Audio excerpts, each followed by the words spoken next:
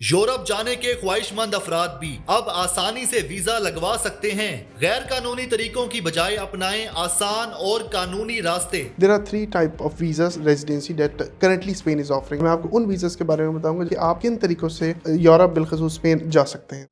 Urdu point की videos देखने के लिए हमारा चैनल सब्सक्राइब कीजिए और बेल के आइकन पर क्लिक कीजिए ताकि आप हमारी तमाम आने वाली वीडियोस से बाखबर रह सकें।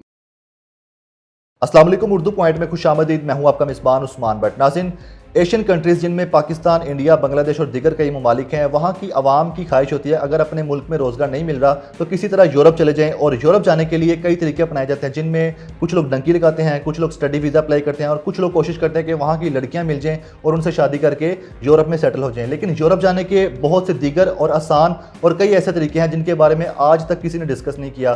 तो हमारे साथ जुनैद हसनैन साहब मौजूद हैं, उनसे जानते हैं कि यूरोप जाने के और दीगर तरीके कौन से हैं। वो पिछले चंद सालों से इस वक्त स्पेन में रह रहे हैं और पाकिस्तान के दौरे पे आए हुए हैं और इनसे आज हम जानेंगे कि अगर किसी ने यूरोप जाना है तो वो कौन से तरीके हैं, आसान तरीके भी हैं और कैसे अप्लाई किया जा सकता है और वहाँ पे सेटल कैसे हुआ जा सकता है। आज जिस टॉपिक में हम बात करने जा रहे हैं वो एक लीगल प्रोसेस के बारे में बात करने जाऊँगा और मैं आपको उन वीज़ास के बारे में बताऊँगा जिसके बारे में ना आज तक आपने पहले कभी सही सुना होगा, ना इसकी कोई इन्फॉर्मेशन आपको पहले कहीं किसी और ब्लॉग या किसी और वीडियो पर मिली होगी।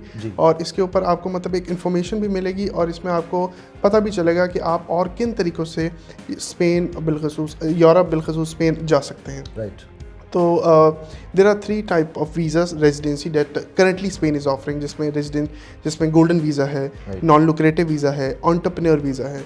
अब स्टेप बाय स्टेप अगर मैं अब नॉन लुक्रेटिव वीज़ा की बात करूँ तो non lucrative visa many years ago Spanish government ने अमेरिकन्स के लिए इंट्रोड्यूस कराया था, जिसमें जो लोग लीगल रेजिडेंट वहाँ पे रहना चाह रहे हैं, लीगली रिजाइड करना चाह रहे हैं स्पेन में अलॉन्ग विद देयर फैमिलीज़, उनके लिए ये इंट्रोड्यूस किया था।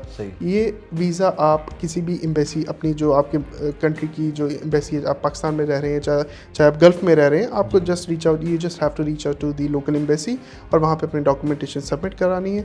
और उसमें कुछ फ़ंड्स हैं जो आपको शो कराने होते हैं, लाइक 7,000 यूरोज़ और इन कलेक्टिवली लाइक 30 to 40,000 यूरोज़ होने चाहिए पर पर्सन। और अगर फैमिली है तो 4,000 आपकी स्पाउस पर हेड के हिसाब से, और अगर किड्स हैं आपके 2,000 के हिसाब से। तो उसमें आपको कुछ फंड शो करने होते हैं जिसमें आपको ये शो कराना होता है कि you can sustain in that country for like 1 year.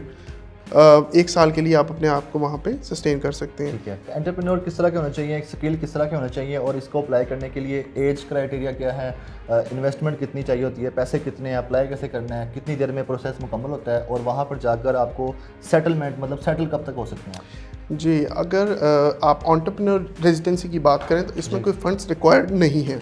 जी, इसमें कोई फंड्स की रिक्वायरमेंट नहीं है। इसमें आपको कोई वेल्थ शो नहीं करनी, इसमें जस्ट आपको एक अच्छा बिजनेस प्लान शो करना है जो कि इनोवेटिव हो, स्केलेबल हो, बिजनेस स्केलेबल हो, जॉब्स क्रिएशन हो, स्पेनिश गवर्नमेंट को उसमें बेनिफिट नज़र आए in the long term. IT sector से हो तो वेल एंड गुड, क्योंकि वो प्रेफर करते हैं कि कुछ ऐसा हो कि जो डिफरेंट हो।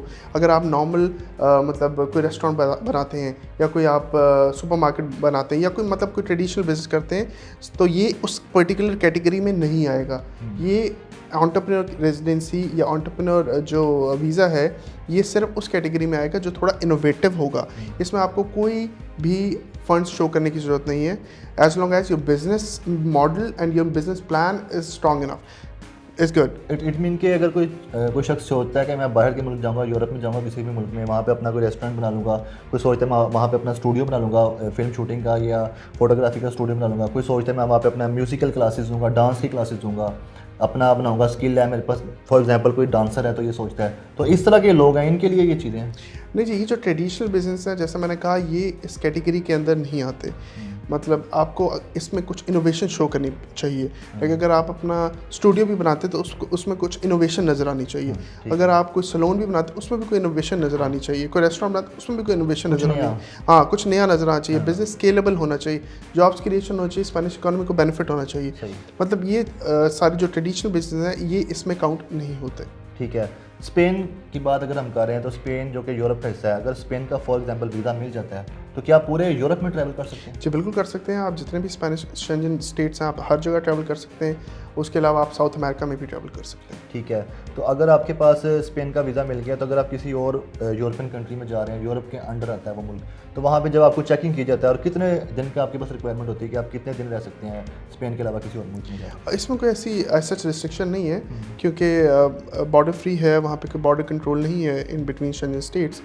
तो as long as you have your residency valid, you can travel anywhere you want. ठीक है, कहा जाता है कि इटली और स्पेन और इस तरह के दो और ममालिक हैं जिनके बारे में ये बात रखी जाती है कि इनको जल्दी वीज़ा मिल जाते हैं, यहाँ के जल्दी अप्लाई हो जाता है, जल्दी से आपको एंट्री मिल जाती है यूरोप में। तो अक्सर जो लोग टंकी लगा के जाते हैं वो पहले इटली के लिए लगाते हैं। जी ऐसा ही है, लेकिन उसमें भी कुछ कैटेगरीज आती हैं। अगर आप स्पेन में रह रहे हैं, 3 साल का एक टाइम पीरियड है जो कि आपको कंप्लीट करना होता है, और once your 3 years period of stay is completed in that particular country, उसके बाद आप रेजिडेंसी अप्लाई कर सकते हैं।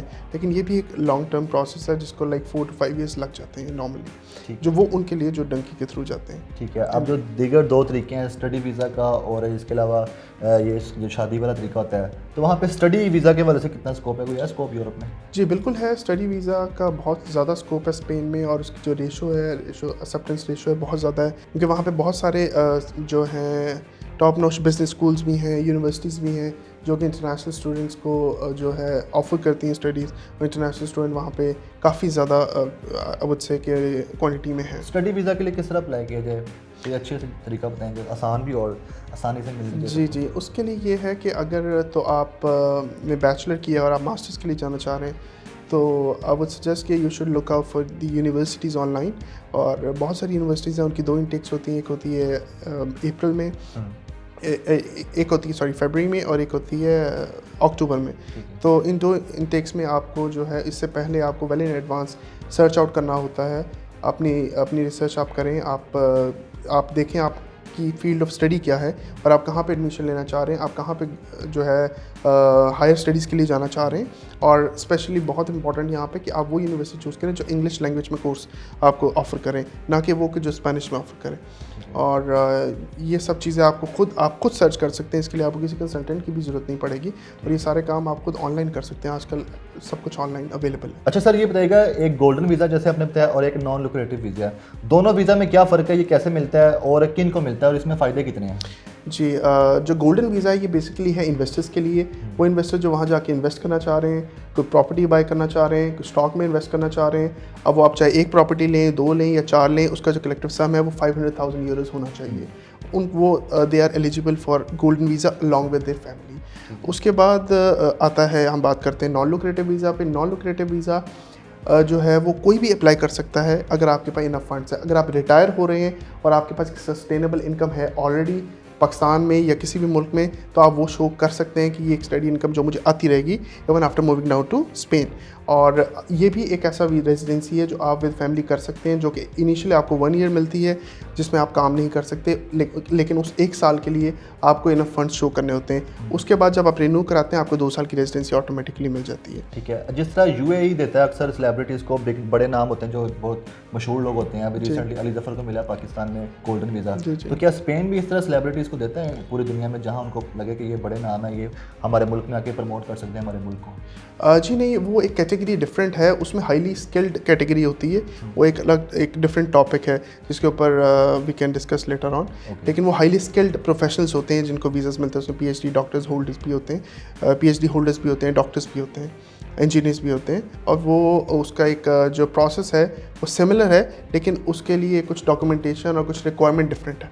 Thank you so much. Thank you so much.